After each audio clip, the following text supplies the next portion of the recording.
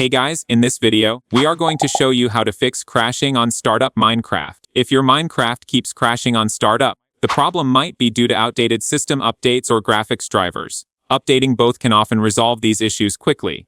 Here is how you can fix Minecraft crashing on startup. First, go to the Start menu on your PC and open Settings. In Settings, select Windows Update from the left panel. Now, click on the Check for Updates button. This will start the process of checking for available updates and may automatically resolve minor issues. If the issue is not solved, open the Start menu. Now, type Device Manager into the search bar. Then, select Device Manager from the list of results to open it.